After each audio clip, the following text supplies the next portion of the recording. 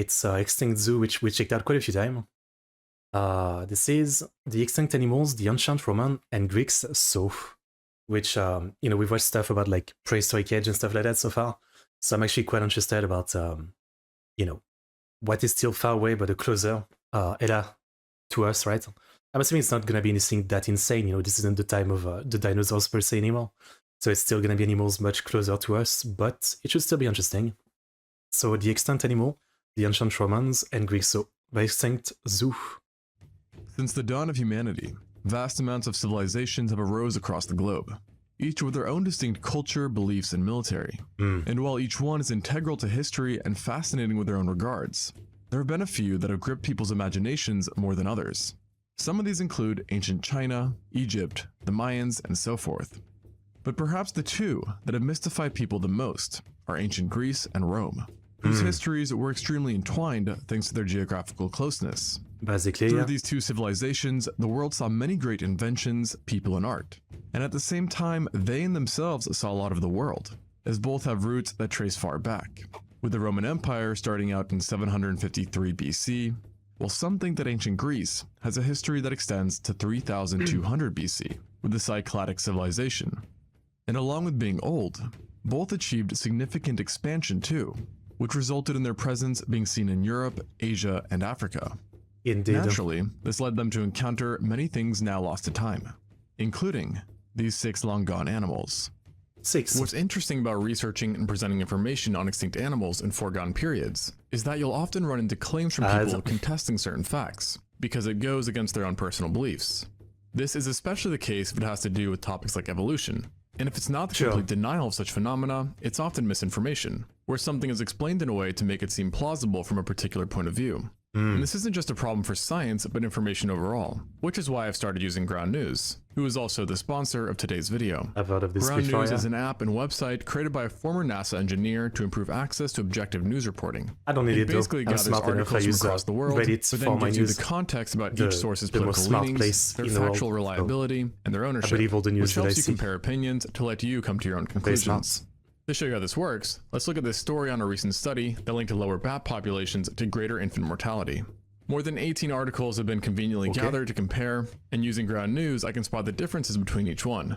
But perhaps the most important thing is that of all the reported sources, 0 are right-wing. This means that if you only read right-wing news, you can miss the story altogether. This is exactly why Ground News offers a blind spot feed to show readers stories from either end of the political spectrum that they might be missing based on algorithms out of their control. It's the kind of system So that, if you're like, sick of always this kind of system sounds great, but majority of people won't care, right? And so it really won't change much. Like on paper, this should be the kind of site that's super useful to everybody, but majority of people don't care, right? Like they're fine getting the news from only their side or something. And even I, like, even though this sounds interesting, I'm not that into news or like that into, like, it's kind of, tiring to fact check sometimes.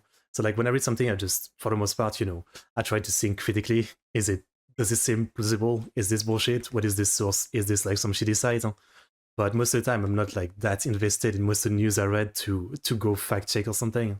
But I see how this would be very useful for like a YouTuber who's trying to fact check and make videos, right? I'm guessing the reliability of your news, I can't recommend trying Ground News enough. If you sign up through my link, you'll get 40% off the Vantage plan, which will get you access to every feature. And by subscribing, you're not only supporting an independent news platform that's working to make media more transparent, but you're also supporting my work. The first creature up is one that many civilizations encountered, but few chose to write about, the auroch. Thankfully, the Romans and Greeks are one of the small handful who detailed their extensive history with the auroch, which is considered to be the wild ancestor of domestic cattle, as well as one of the largest animals to have lived during the Holocene, with large adults regularly weighing over 1.5 tons. To go along with their body size, aurochs had giant skulls and horns too, which were supported by powerful necks, giving them quite an intimidating appearance. Their personality, based on records, seems to have complemented this rough appearance as well, as they were described as highly aggressive animals, especially for a herbivore, that showed no mercy during gorings and would even kill their own kind during competition. To most, these would be enough reasons to steer clear of aurochs. But to the Greeks and Romans, it only made them more interesting to hunt. And the hunting of aurochs seems to have been widespread across both civilizations, with auroch horns in particular being of extreme interest, which were used as hunting and drinking horns. Their powerful personas made them the perfect gift to notable individuals as well. And in the case of the Greeks, horns were routinely offered awesome. at temples, with Philip V of Macedon having given horns to the Temple of Hercules on multiple occasions. Romans, on the other hand, seem to have done less offerings to gods and heroes, and instead preferred to utilize the aurochs might in venatios, a kind of sport in Roman arenas which involved the hunting of wild animals, where it proved to be a very economic choice given its wide range Otherwise, I across love the Africa. irony of like, like we're more prude these days than people were back in the days where like they had all the statues, the sculpture, the paintings of naked people. But these days, yeah, no, you have to censor it. It's too shocking. I mean, like everybody would literally be throwing up in their mouths if they ever saw some old painting's genital. I understand. Thanks, YouTube. Yeah. Clearly, the auroch got the short end of the stick when it came to its relations with humans. Yet its prowess and size did lead to it gaining occasional upper hands, as demonstrated by a cup found in Vafio, Greece, which dated to the Mycenaean age. Its engravings depicted a hunting scene where an auroch had turned onto the hunters themselves, flinging one of them to the ground while impaling the other with its giant horns. Nice. And while being the best example, this cup is not the only demonstration of aurochs getting the last laugh, as they also far outsurvived the ancient Greeks and Romans, with the last known individuals only dying out 397 years ago in 1627, after a string of human overhunting and habitat loss led to an end to this tempered bovid. But the auroch wouldn't be the only menacing animal to have encountered the Greco-Roman civilization, as during the ancient ages, Europe was still home to one of the mightiest predators around, the lion. Now, even though lions are still present on Earth, the ones seen in Europe are not. Though what they were specifically is blurry, meaning we aren't sure if they were a local population of an extant subspecies or a distinct subspecies. Though, artistic impressions indicate that at the very least, they were a bit distinct in appearance, notably having less developed manes. Even the famed Roman author, Pliny the Elder, pointed out some differences, as in the 1st century he commented on how European lions were stronger and more robust than those found in Syria or Africa. And besides looks, their range was of course different too, with the European population being heavily concentrated in the southeastern part of the continent, especially ancient Greece, leading to lions and Greeks running into each other quite a bit. And it seems that most of these encounters were not peaceful ones, as old art often depicted humans taking down lions in grand hunts that stretched far back into Greek history. It's like the fake news of the time, the art of like a naked dude taking on a lion, like come on. Even if lions were smaller back then, you are not taking it barehanded. With one of the oldest examples coming from a Mycenaean dagger dating to 1500 BC that showed 4 individuals killing a lion. These hunts were especially popular among nobles, and even Alexander the Great got in on some of the action, as according to a 4th century BC mosaic. It wasn't all about hunting, many dicks flapping around. As historical accounts tell of the usage of these lions within special games. Most interestingly, the ancient Olympics, where humans were occasionally pitted against lions. One prominent case comes from the Greek traveler Pausanias, who tells of how Polydamas, a Skotusa, one of the Olympic winners, managed to kill a lion with his bare hands in the 5th century BC, while another lion was apparently like poisoned or starved or something, killed by a trophy thrown at it while it was running down Mount Olympus. This may make it sound like all Greeks were overpowered terminators, yet other writings suggest that in general, European lions were clearly the top dogs, or cats rather, with Aristotle himself stating that while lions were common in North Africa, they appear to be more of a problem in Greece, approaching towns and preying on elderly people, as well as those with poor dental hygiene. So, brush your teeth. And it wasn't just commoners who got the short end of the stick. Insanely specific. I wonder if there's a reason for that. Or was that just some weird information that doesn't actually correlate? Sometimes, as Phalekos, a tyrant of what is today Arta, was allegedly killed by a female European lion after he picked up a lion cub during a hunt. Deserved. Not even armies appear to have been safe. For when Xerxes of Persia invaded Greece, it's reported that European lions disrupted movement by preying on wandering soldiers and the army's camels. These antics definitely left an impression on the Greeks, and lions became revered for their might, often showing up in art and mythology, with the Nemean lion, who fought Hercules, being probably the most famous mythological lion. The Greeks obviously had a close relation with European lions, but the Romans, despite not living side by side with them, also had their fair share of run-ins, Okay. as they were prime choices for exotic animal trade to support their gladiatorial games, Yeah. with Greece in fact being one of the biggest sources.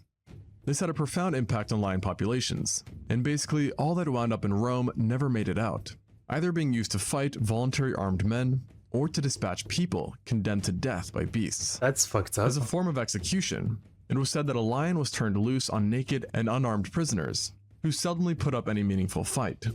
And observers report that frequently a single lion would take out multiple men, with one notable lion even having managed to kill over 200 people. Poof. Of course though, if the humans were armed, the lions had a much No, worse I guess time. I believe it. I mean, isn't there like a recent story? I remember a video about like some crazy killer lion in Africa, I think, that had over 100 kills. Wait, what channel? But there's a video documenting that and the hunter that went after it.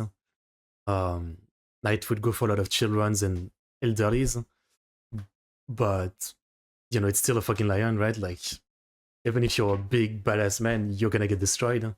So yeah, lions, I mean, you know, even with a weapon, you know, instead of a gun, you're probably kind of like not doing well against And it. over the course of the Roman Empire, thousands were killed. Pompey alone is said to have killed 600 lions for a single event, and it wasn't even uncommon for emperors to do the killing themselves, with Commodus, for example, having dispatched 100 lions on a single day. Unfortunately, European lions weren't the only ones to suffer, as Romans also had Barbary lions shipped in as well, another extinct feline in the wild. Thankfully, we do know more about this Wow, fallen that's a great cat, image. which was a distinct population of Panthera leo, who inhabited the deserts and mountains of the Maghreb in Africa. Grab. Modern reports before its extinction say that the Barbary lion was about 37% heavier than modern ones and had large lush manes that stretched from their heads and necks to their bellies. Their striking appearance and size made them one of the more favored spectacles in Rome, where along with games, they were often used in lion baiting, a cruel sport where lions were pitched against dogs. That's Yet this fucked game up. may have been more punishing for the dogs, who were almost always outclassed. Well, yeah. Lions were also pitched against other exotic animals, and were routinely starved in order to make them more aggressive.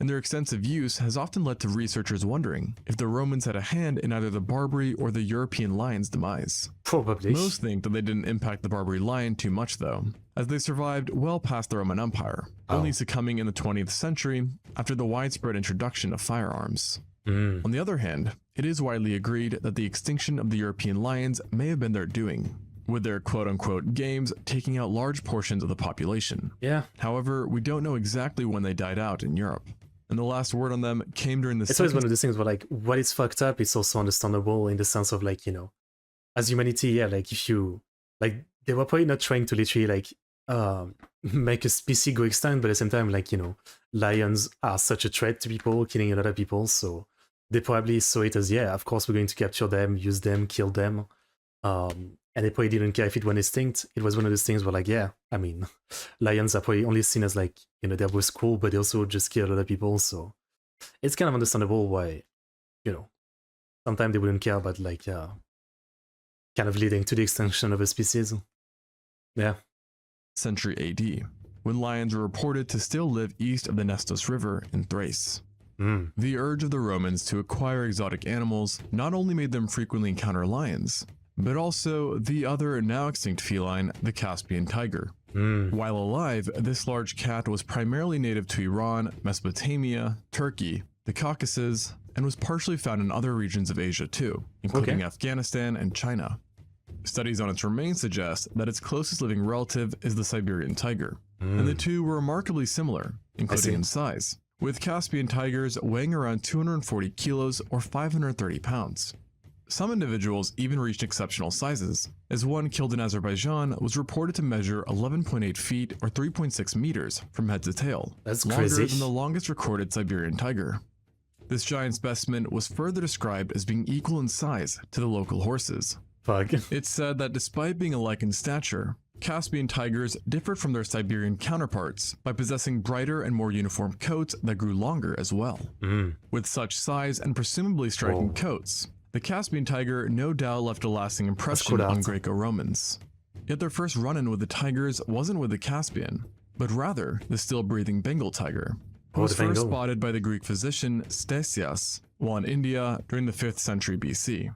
However, he described it as being a manticore, a mythical animal, which he depicted as a feared man-eater that could kill great numbers of men, and was both supernaturally fast and agile. Later Greek historians would go on to generally agree that this manticore was really an exaggerated account of a tiger. Yes. And the next confirmed case of another Greek seeing a tiger wouldn't come until 326 BC, when Alexander the Great was presented with tigers in India during his conquests. It's thought that he viewed these creatures with great respect and awe. Yet since he was in India, the large cats were presumably still Bengal tigers, and Bengals would continue to be the main tiger in Greco-Roman history, as they were the first tigers to be displayed in Athens and then Rome in 11 BC, where they were said to have been savage. It isn't until around 43 BC that we get what could have been the first mention of Caspian tigers, after the Roman author Varro seems to have indirectly mentioned Caspian tigers in Armenia, that were feared for their savagery, speed, and up until the point of his writing, had never been captured alive. After this brief mention, not much else is said on the mysterious extinct tiger until 100 years later, in 43 AD, when geographer Pomponius Mela wrote that these extinct tigers were frightfully fast, being so swift that even men on horses were not safe. He also wrote how capturing tiger cubs at that time had become popular, but it was seldom successful given the Caspian tiger's ferocious maternal instincts. That was only quelled if the cub was returned, or if the writer managed to enter a heavily populated town. Are tigers stronger than lion? I just saw there was a fight video there. Like, I actually never thought about that. Huh? Like, I mean, it depends which type, right? But yeah, let's say a normal tiger and a normal lion. This sentiment was further pushed by Pliny the Elder roughly 35 years later, who said that the Caspian tiger was an animal of frightening speed, equal to a swift arrow, and could overtake even the fastest of horses. He also mentioned that in attempts to outpace tigers, cub trappers would often switch horses to ensure maximum stamina, and yet still, the tiger would catch up. To get an edge, Pliny said that people decided to take multiple cubs at a time, who were then slowly released one by one to slow down the mother tiger, allowing for at least one cub to be taken. Based on other sources, it seems that it was this speed and extreme maternal instinct that made Caspian tigers somewhat of a legend in Greco-Rome, with some even using it as an inspiration for being a good parent. While less reported, it's thought that in addition to being good mothers, Caspian tigers were ambush hunters, who primarily preyed upon deer and pigs, though were not hesitant to go after other animals as well, including other predators, such as jackals and jungle cats. And during winters, it's thought to have turned on livestock and domesticated dogs for calories. Even elephants, namely in Syria, were prone to attacks. But according to this Roman-Syrian mosaic, it didn't always go as planned for the Caspian tiger. Run-ins may also have occurred with the Asiatic lions as well, though the relationship between the two is poorly understood. Overall, the Caspian tiger's traits made it a hit amongst people and fan favorites in Rome, yet they were much more limited than lions. Not because of population necessarily, as they were said to be extremely plentiful in the forests of Hyrcania. Rather, they were just very hard to catch, leading to them being a rare sight. Still though, certain Roman emperors were successful at gathering large amounts, with Commodus having killed one himself, and Elagabalus killing 51 within a day, a record amount according to authors of the time. It's within these games. Like himself, that sounds like bullshit. Huh?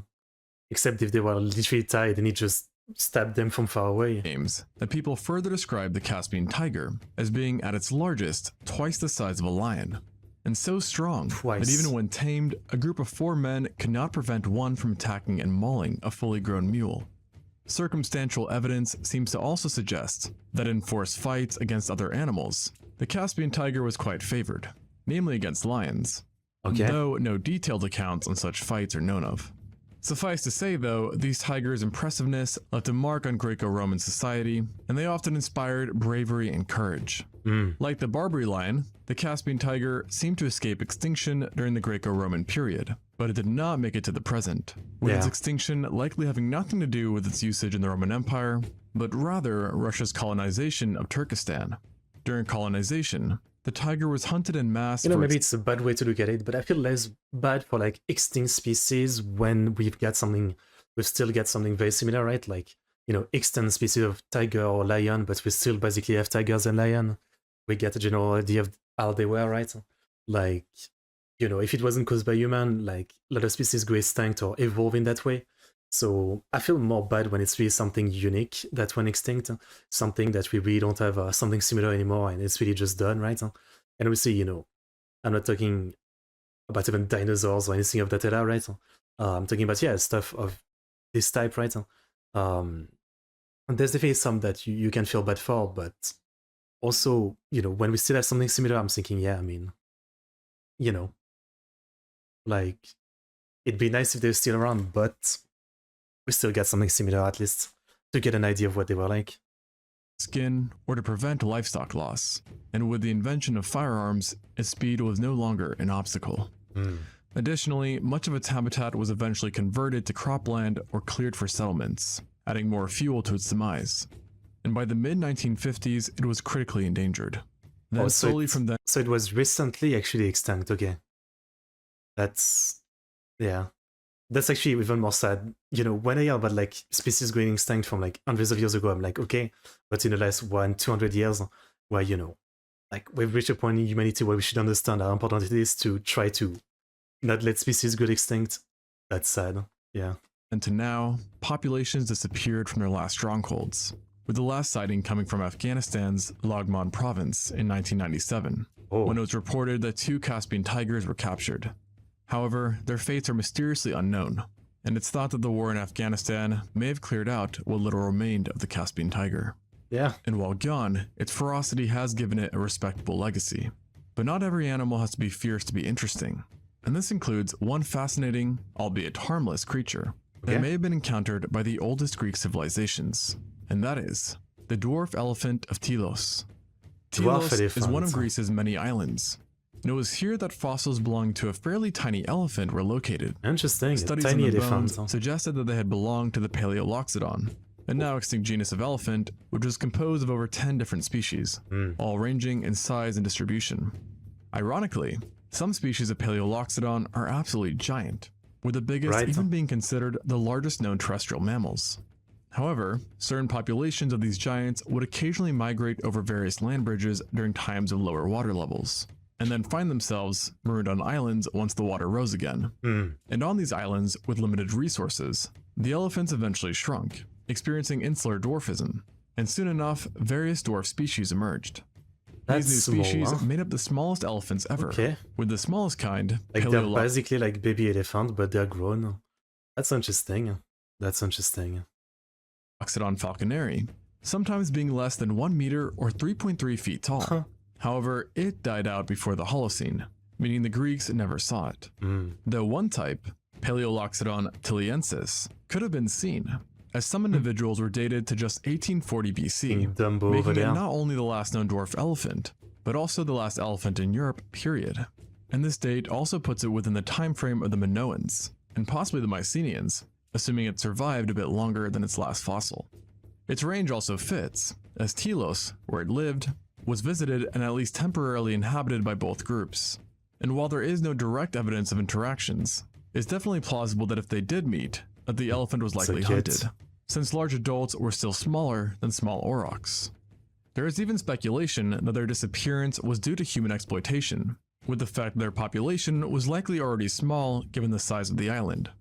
That being said, they might have endured longer than we typically think, as weirdly enough, a mosaic out of Egypt of all places has been cited by some as being evidence for their survival and association with humans. Specifically, an art piece from some time in the 1400 BCs shows a group of Syrians presenting tribute to Egyptians. One of the gifts appears to be a miniature elephant, dubbed by certain researchers to represent a dwarf elephant, and thus implying... I don't know if that really works though, because it doesn't, you know, looking at the horse, for example, next to it, it's also like small. Like, I feel like in Egyptian stuff that I've seen, they often have like very weird proportion for stuff. So yeah, it could be, it was a small elephant, but also it could literally be that they're trying to represent a baby or something. That they were definitely around during the time of the earlier Greeks. I don't know. Keep in mind though, that this claim is very controversial, and many other animals have been proposed to represent this enigmatic animal, including a pygmy mammoth. It's fun to imagine the ancient Greeks running into dwarf elephants, and speculating on their reactions. But what we don't have to imagine is their, or the Romans' experiences with another extinct proboscidean, the North African elephant. I've thought about this was a distinct subspecies of African bush elephant that inhabited certain parts of North Africa, and is believed to have evolved approximately 11,700 years ago, during the start of the Holocene. Well, I think I've heard about it. Due to its ancestry, the North African elephant was no doubt big, although not as large as its living relatives, with estimates giving it a shoulder height of 2.5 meters or 8 feet, making it roughly 39% smaller than African bush elephants. Nevertheless, its height still made it much bigger than anything the Greeks or Romans saw before.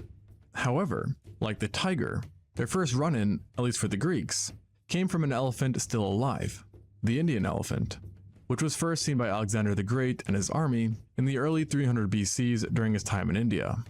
There, he both faced them in battle and was presented with them as gifts.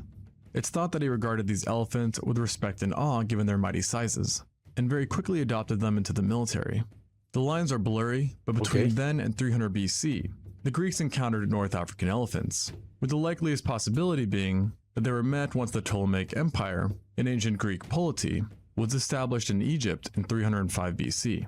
There, North African elephants became integrated once more into armies through large raiding parties that would conduct wide-scale searches for elephants to be captured, with many coming from the Kushite kingdom. During this time, elephants were considered in many ways as living tanks, and were revered for their size and imposing appearance. However, they were still described as being gentle, easy to tame, and highly intelligent, actually being likened to the intelligence of a human, or at least being the smartest non-human animal.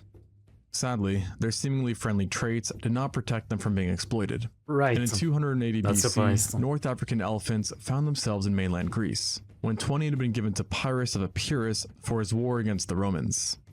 This was an important moment in history, as it marked the first time elephants returned to Europe after originally having gone extinct there. And it also marked the first time Romans saw North African elephants, or any elephant for that matter.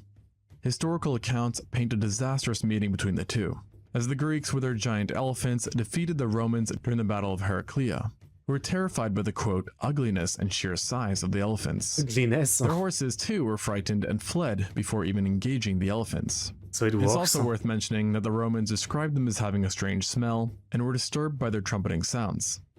With this defeat, whispers of elephants soon reached Rome, where they quickly mystified and became regarded as undefeatable giants.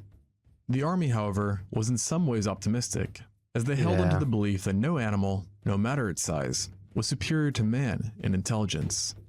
Additionally, North African elephants had one crucial weakness, and that again, like, you know, sure they're massive, but the point that are to deal with, like a bunch of arrows, a bunch of spears, fire. You know, like we're talking about the Romans, right? So yeah, they're all going to get massacred. was their easily startled nature. And this was witnessed just 5 years later in another battle, where a single elephant that had been injured by a javelin panicked and caused the entire collapse of the Greeks' elephant unit, causing mayhem and their eventual defeat. In this loss, some were even captured and brought to Rome for a victory parade, where it is said the civilians watched the elephants with greater pleasure than anything before, as it made them seem more like animals instead of indestructible monsters. It wouldn't be long though until the Romans would again face this subspecies, as Carthage famously used war elephants against Rome, most of which were North African elephants.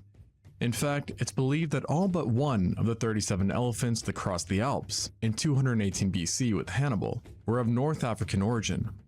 Like the elephants before them, they had mixed success against Rome, but were eventually defeated thanks to their startled nature once more. After this point, the Roman Empire would slowly but surely use elephants themselves, and start to describe their behaviors more, stating they were fierce protectors of their own and had voracious appetites that were quelled by the use of their trunks to gather large amounts of leaves. They also made some presumably exaggerated claims, including that they could live for 300 years and only mated once in their lifetime.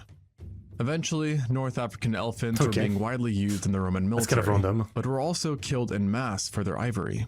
Additionally, these long-gone elephants became extremely popular in the Roman games, as most exotic animals did. Of course. And they were regularly pitted against other animals, including each other.